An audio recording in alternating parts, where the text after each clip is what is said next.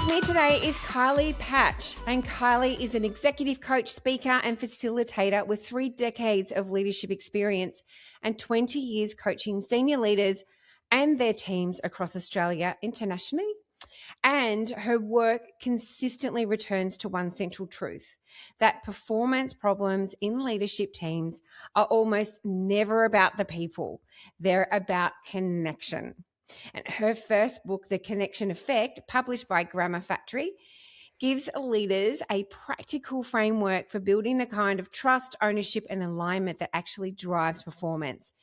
And the timing really couldn't be more critical because with Gallup's latest data showing global employee engagement has fallen to its lowest in 5 years. So the primary driver isn't employee disengagement, it's manager disengagement or leader disengagement. So let's jump in. So welcome, Kylie. Oh, thank you for having me, Julie. Before we started this, I said to you, I've listened to your podcast and I was delighted when I got invited to come on. So thanks for having me. That's so lovely to hear. So thank you. And I'm really looking forward to jumping into this today. Me too, me too. Excellent. So you shared a story in your book about a moment when you realized that your own leadership team was completely disconnected from you and it really stopped you in your tracks. So can you take us back to that moment in terms of what was actually happening and what did that force you to ask of yourself? Yes, that I call it my bathroom moment when I found out that my team, who, just to give a little bit of context, at the time I was a general manager for Flight Centre, so I was heading up their Victoria and Tasmania division. And I had a pretty big leadership team that was almost split into two. So I had operational area leaders, and there were 11 of those. And then I had like almost like a mini executive team. So I had a financial controller, head of product, head of marketing. So the way that Flight Centre ran the business was that each state was almost like their own business. So it was a pretty big role and a pretty big gig. I was in my early 30s, so I'd been fast tracked throughout the company. And got into this, found myself in this position, which I really wanted and was excited to have. But 10 months into it, I realized I knew intuitively that the area leader team particularly weren't really on board with me. So we'd have meetings and I would get surface answers. I would get, I would say, like a little bit of engagement with things that they were passionate about. But whenever I was trying to implement a strategy or initiate some sort of change, I got very little from them, and I couldn't understand why that was happening. And we had a planning day, so it was a strategy planning day, and we had a lunch break, and I went to the toilet and I came back and everyone was gone, and I didn't know where they'd gone. So I went to my desk, ate my lunch, did some work, went back, we finished the session. And then later that day, I said to one of the executive team members, "Oh, where did all the area leaders go? Like I think they went out for lunch, but they didn't invite me." And she looked at me really strangely, like she had this look that came across her face. And she said, "Oh, I'm not sure." And I was like, okay, something's really going on here. So I didn't want to make her feel uncomfortable in the moment. But the next day, she must have thought about it and she came in and she said, "Look, I'm going to be really upfront with you. They went out for lunch without you uh, intentionally. They didn't want you to come. And not all of them, but I would say more than half of them sat there and, excuse my expression here, Julie, bitched about you and your leadership because they're not happy with you." And it absolutely floored me. And I sort of said, "Oh, thank you for giving me the feedback." And very, very quickly made my way to the toilet, to the bathroom, and just burst into tears because I really cared about these people and I was really passionate and driven and thought that um, I, I knew I wasn't great at I wasn't perfect at what I was doing, but I was working really hard. I was really committed. So I was a little bit shocked that they weren't on board with me as they could have been. Yeah. Yeah. That would have been, that's like a stab in the heart moment, isn't it, really? It's Yeah. like, wow. Yeah. Yeah, it really was. And I, I was really emotional. I went home and I was still quite upset. And then the next morning I woke up and went, okay, this is what it is. Mm. I can't change or control this. So the question I need to ask myself is, how have I contributed to this? And there was a part of me, it's interesting because I asked that question, which has potentially been a default question for me because my grandfather was massive on taking responsibility. And he may not have said those words, but he was, in essence, he would always be, well, how have you contributed to this? What are you responsible for? So I'm really grateful that I had those Mm. foundations and that was default for me. But I had this little moment where I was like, yeah, but really, is it me or is it them? So it was like this little juggle where I wanted to take, in my mind, where I wanted to take responsibility, but also I was like, maybe, maybe it's the team and maybe it's not me because, I've done this and I've done that. And, like I give them reward and I give them recognition. And, you do sort of go in and defend what you've done to a degree, which is absolutely human nature.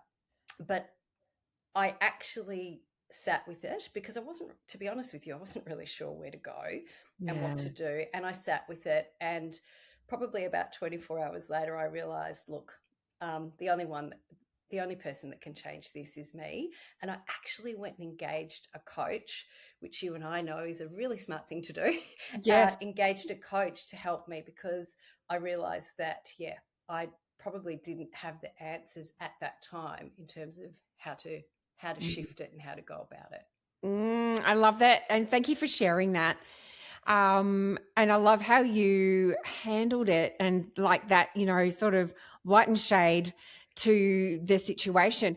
And you're so not alone in that because so many of the leaders, I speak to, you speak to, it's not them, it's the people. So, and of course, when we get in there, it's not the people, it's the leader. So, why do so many people, leaders, miss it, do you think? Is there something that you see that is consistent? Yeah, I think there's a couple of things. One is, and I hate using this word, but as leaders, we are busy. We're juggling Yeah. a lot. And so I think because we're busy and we have lots of competing priorities, we sometimes make the mistake or the assumption that because we perhaps meet with our leadership teams regularly, like, we have our regular cadence of a team meeting, sometimes we work in the same office as them, or we're consistently on, project meetings or strategy meetings or whatever that might be, that we mistake proximity for connection. So we think, Mm. well, I'm meeting with these people, I'm doing that. And because we're so busy, it's an easy assumption to make. I also think that, and it's all dependent, of course, to your situation, but often if you've worked in an organization where you've been promoted within, you often already have some sort of relationship with the people that you work with. So we sometimes make the assumption that there's a relationship there, like we know each other, so we don't think that we need to put in as much time and effort. And that was definitely an assumption that I made because most of that area leader group were my peer group before I was promoted. But of course, what happens is the dynamic changes. So Mm. the relationship as peers is very different to the relationship when you're leading them. And I just hadn't stopped to think about that. And I think the other thing is we think that what we intend is going to have impact, and other people will experience our intentions. But unless we're deliberate and we really work on showing it, it doesn't often land the way we think it's going to. Yeah, absolutely. So when leaders have an engagement problem, they immediately see like it's like it's the team's fault. It's the generations. It's they're hard to lead, whatever that might look like. But you argue in the book that they're looking in the wrong direction and they're solving for the wrong thing entirely. So what's the difference between engagement and connection, and why does that distinction change everything? Yeah, great. I love that. And you're so right. Even when you just quoted then, it's the different generations. It's, it's this. I hear it all the time. And I get it. I get it because you and I both, been leaders. You think these things yourself. I think the difference is engagement is uh, an outcome. It's how people show up, and it's how it's really an outcome in terms of how much they're willing to trust you and invest and actually put in. Whereas connection is one of the things that fuels engagement. So it's the energy and the feeling of being heard, seen, understood, and valued. And Mm, what often happens is that leaders, organizations, people and culture leaders will look at engagement. They'll sometimes, if they have engagement surveys, they'll look at the results and they'll get really caught up in the outcome. yeah. And they'll do two things. One is they'll go, right, well, what are other organizations or what's best practice in terms of getting engagement up? So they'll go and implement these broad strategies. Let's put a ping pong table in.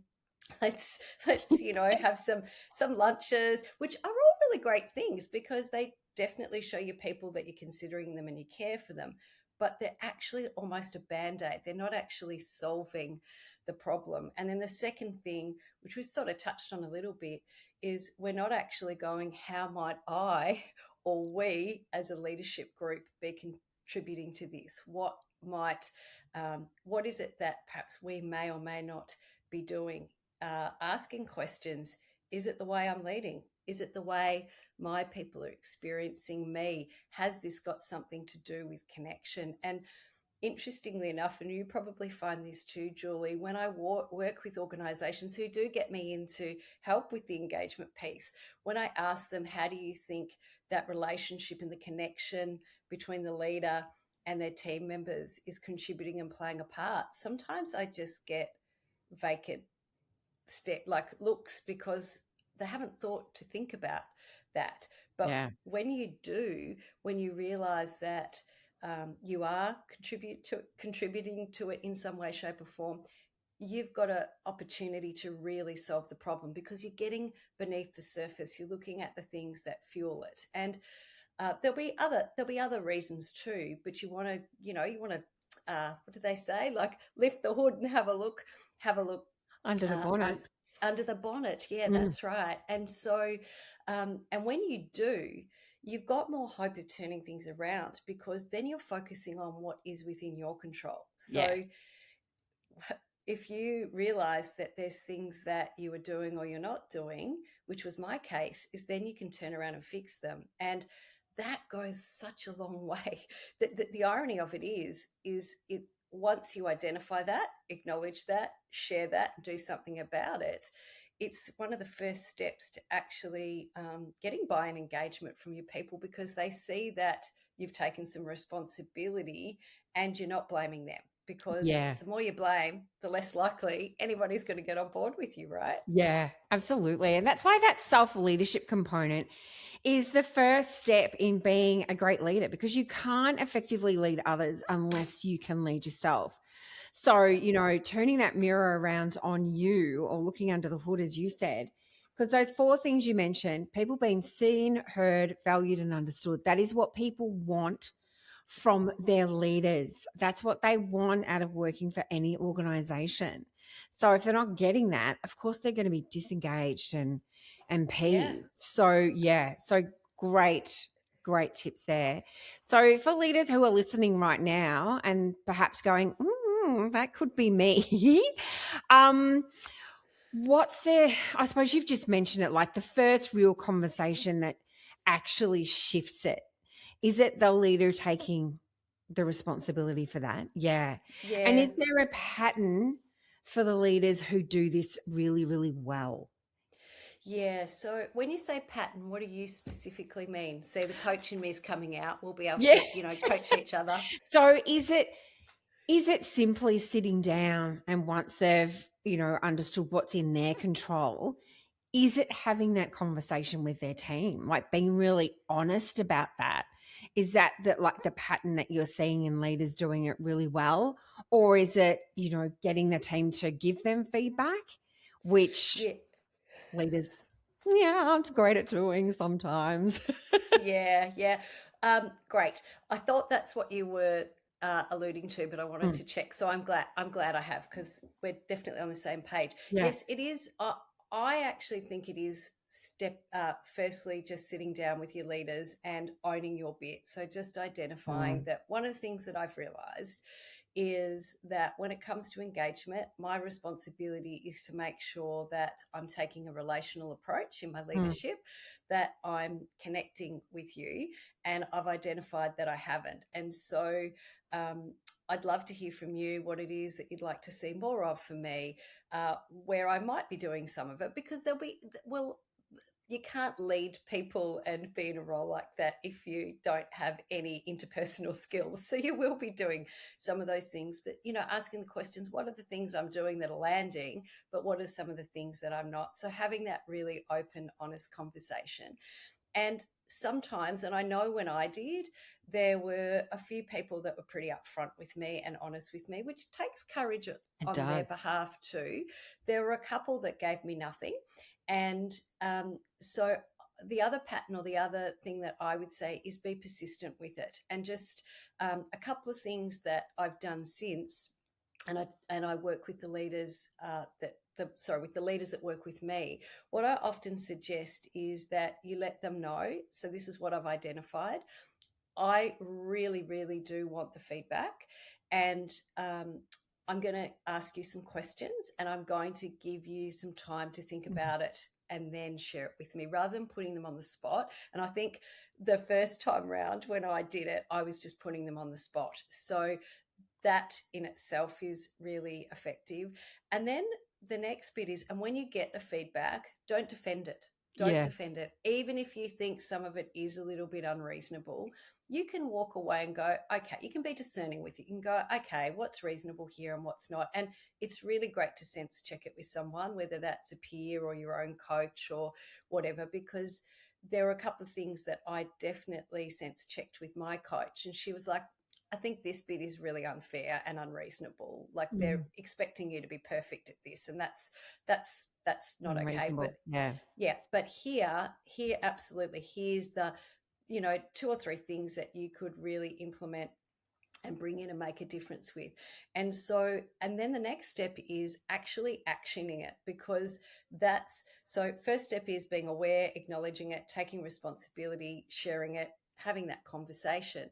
And then the next step is to then put those things in place, Mm, because when your people see you do that, they know that it's not just lip service, that you are committed to this and you're committed to them. So it sends that unconscious message, if you like, oh, she really does care about me, or he does care about me, and or they, and they're really, really, they're really, really committed to it. And then it's just about being consistent, just mm, following it through. And one of the things that I found to be helpful, and I encourage other leaders to do, is off the back of that, is then prioritize and protect one-on-one time, because yes. it's so, if you want to connect with people, you've got to spend some one-on-one time with them. And the reason I wrote this book around one-on-one relationships is, and you would know this, Julie, a lot of leadership books around connection are written about connecting the team, connecting to Mm, purpose, connecting to vision, connecting to each mm, other, which we know is super important. But if you don't connect one on one with the individuals in your team, it's very difficult to get them on board, and to get their loyalty and their trust and their buy in. And so that was one of the reasons I wrote the book. And so prioritizing that one on one time is hugely important. And then when you have it, being intentional about, this is about Sure, it might be getting an update on some of the work or where they're at, absolutely. But remembering that this one on one time is also about me building, strengthening our relationship, forging a connection, and building trust. So I think that's, yeah, they would Yeah, be. I 100% agree. And when I took over a large team in corporate, toxic culture, worst performers, the one on one time was my absolute, I feel like saying weapon, because it was the thing that turned everything around for me. Just giving my leaders the time, the dedication, understanding where they're at, how we can work together. It was absolutely gold. Yeah. So yeah, I totally agree with that. And leaders cannot sacrifice that for their busyness or their clients. You know, they really need to protect that as if it is important as a client meeting, because you achieve through your people. So why wouldn't you be guarding that as gold? So Yeah, totally agree. We're singing from the same hymn book. we are. We We are. are indeed. So um, some leaders don't find connection, you know, easy, but you have a framework that you've developed to help leaders to, you know, go through a process and to simplify it for them. So can you share a little bit about that for us? Yeah, absolutely. So, the frame before I actually get to the framework, I might share with you when I started talking to leaders about the importance of connecting and the one-on-one time like we have. Sometimes you would get leaders push back and because it felt like their truth, but say things like, "Yes, that's all good and well, but I'm not really good at, I'm introverted and I don't like having these uncomfortable conversations, or, I'm just the sort of person that's a little bit more task focused, or, I'm a bit logical and a bit analytical." And so, which, are definitely strengths. But what I would say to them often is, sure, you are. And that's what makes you you and makes you good at what you do. They're preferences. It doesn't mean that you can't Mm, shift or change. And connection is actually a skill. So it's something that you could learn. mm, And what I found was those leaders and also myself, you know that it's a skill you need to build, but then how do you do that, and how do you do that simply? So I actually sort of played around with it, because I went into this role where, after I was in that GM role, where I went into people and culture, and I was coaching other executives and senior leaders at the company I was working with at Flight Centre. And um, I was like, there's got to be a way for me to articulate how I turned this around and what I did. So I came up with this framework, which I call the no, show, grow model. And it is pretty simple. The know is know your people and know their why, like why they get out of bed, mm. why they do what they do, their purpose and their motivations, why they do the job they do, other than their paycheck. Yeah. Know their way, like what are their preferences? What is it? How do they like to be communicated to? How do they like to make decisions? What actually works for them? uh, Asking them their way, and then asking them their wants. So, or not always asking, but yes, asking, but also knowing what their wants are. So, Mm, knowing what they aspire to achieve and be and do and have, but also what they fear, what keeps them up at night. Because when you know the why, the way, and the wants, you will connect at a deeper level. yeah. Your people will feel seen, heard, understood, and valued. And what I found when I first started to apply this model, there's two things that actually happened. One is I would ask my people these questions, and some of them could answer it, some of them couldn't. Mm, But that in itself was great, mm. because at the same time, I was developing them to Yeah. think about this for themselves, which, of course, as you know, then creates a little bit more ownership and Mm, responsibility from their part. So the first bit is know them. The next one is show them. So show them that you know, because I think it's all good and well to discover these things about the people that you lead, but unless you turn it into action and you translate it into something, it means very little. So mm, I've seen this happen, and you would have too, Julie, where an organization or a leader might get you to come in and do, like, I don't know, DISC or HBDI or Myers-Briggs or something for the team, which are all really great and can connect a team together, but then nobody does anything with Yeah. it. So I think it's so important to show, So if someone says my way is, one of the things when it comes to communication, the detail overwhelms me. If you give me the headline and the couple of things, I'll be able to understand it.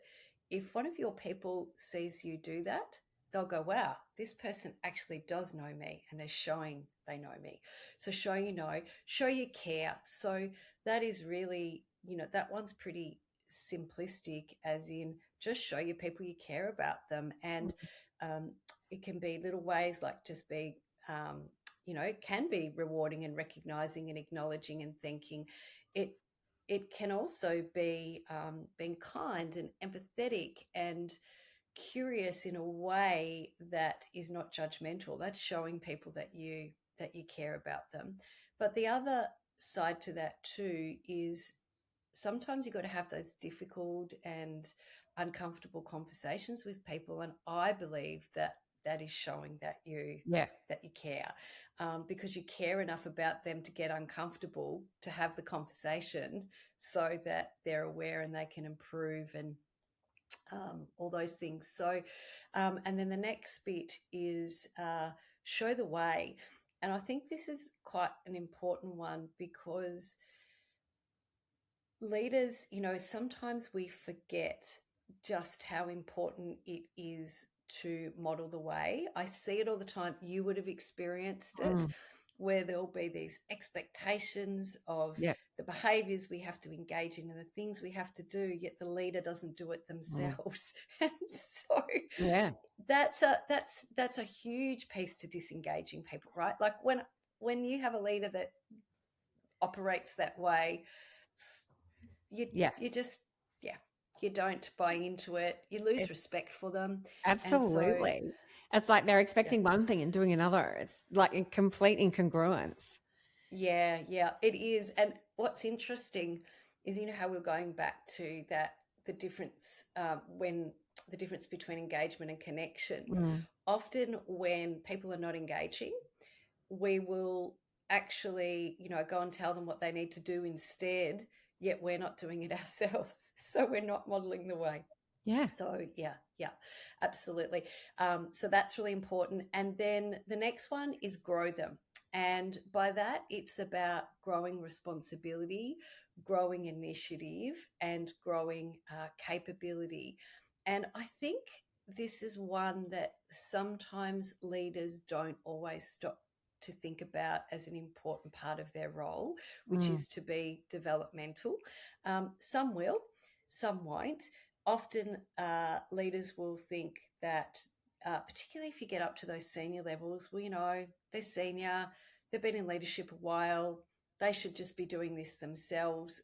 But I disagree with that. And I think if you think of, if you use the metaphor of, I'll just use a sporting team as an example, where you've got a coach and you've got players on the ground, it doesn't matter how good that player and how experienced some of those players are on the ground. The coach will always be intentional about, how do I improve capability? How do I improve skill?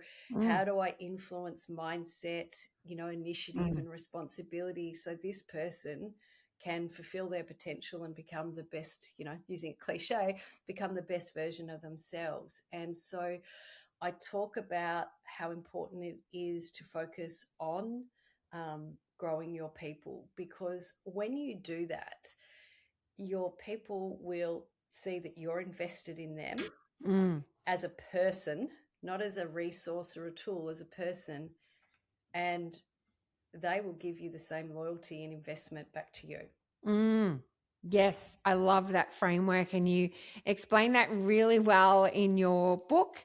And I'll be sharing all of the links in terms of how people can get in contact with you and grab a copy of your book. But I have loved our chat today, Kylie. I think you've really made the distinction between, connection, engagement, and, what the difference is and how important real connection between a leader and their team really is. So thank you so much for being a part of Leading You today.